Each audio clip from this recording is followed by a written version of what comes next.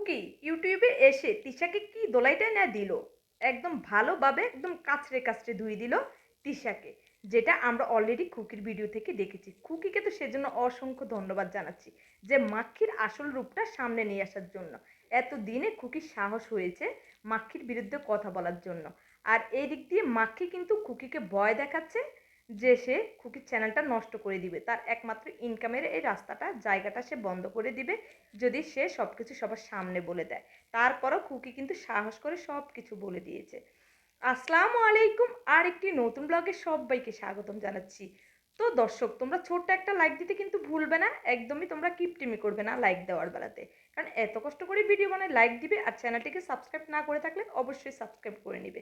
আর যারা সাবস্ক্রাইব করে আমার ভিডিওগুলো দেখতেছো তাদেরকে তো জানা অসংখ্য ধন্যবাদ।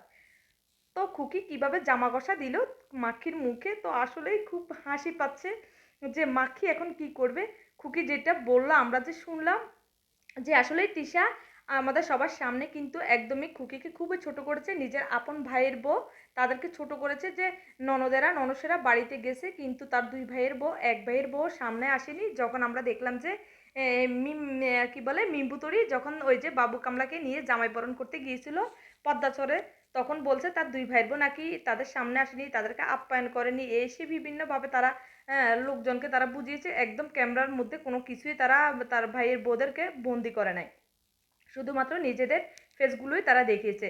কিন্তু খুকির থেকে আমরা যেগুলো খুকির কথা থেকে শুনতে পারলাম যে খুকি বলল যে যেদিন তারা যাবে সেই দিনও কিন্তু সকালবেলা খুকি মিমরা যাওয়ার আগে মাক্ষীরা যাওয়ার আগে যাওয়ার আগে কিন্তু সব কাজ খুকি নিজের হাতে করে দিয়ে গেছে, তার শাশুড়ি মায়ের কাছে রান্নাও করে দিয়ে গেছে তাদের জন্য।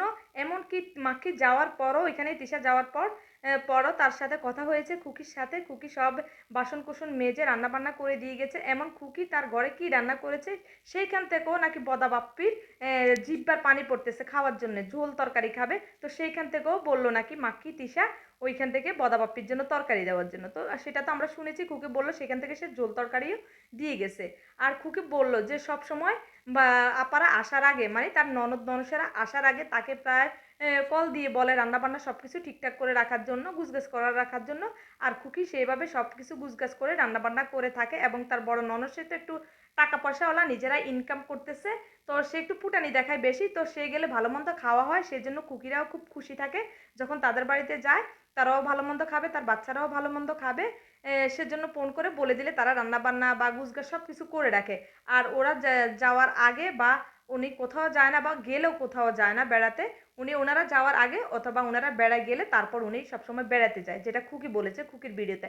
আর ওনার শাশুড়ি নাকি সবসময় মেয়েদের সাথে ফোনে সারাক্ষণই কথাবার্তা বলে, অলসেমি করে, সব কলের কাটে কাজকর্ম, থালা বাসন সব কিছু ফেলে রাখে, খুকি এগুলো সব কিছু করে দেয়। কিন্তু সবসময় ওনার শাশুড়িও কি করে তার মেয়েদের সাথে তার কি বলে ছেলের বউদের সঙ্গে, ছেলের বউদের নামে মিথ্যা কথা বলে যে তাকে দেখে না, তাকে কোনো রান্না বান্না করে খাওয়ায় না, তার কাজকর্ম করে না। তো এইগুলা নিয়ে মাক্ষী পরে কি করে, তারা তিনও বোনে মিলে এই ভাইয়ের বোনদের সঙ্গে চুল মুটামুটি করে তার বাপের বাড়িতে গিয়ে ঝগড়াঝাটি করে অনেক বেশি।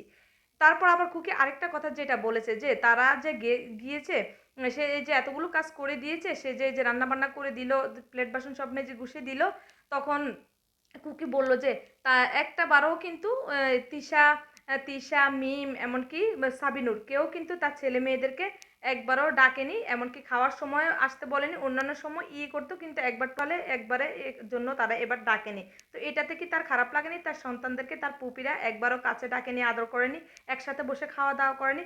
কিন্তু এই কথাগুলো মাক্ষী আমাদের সঙ্গে একদমই শেয়ার করেনি। তো খুকিকে অসংখ্য ধন্যবাদ জানাই। দর্শক, তোমরা অবশ্যই খুকির এই ভিডিওটা ভাইরাল করে দেওয়া দরকার, তাহলে মাক্ষীর আসল রূপ সবার সঙ্গে ধরা পড়ে যাবে। তো আজ এই পর্যন্ত।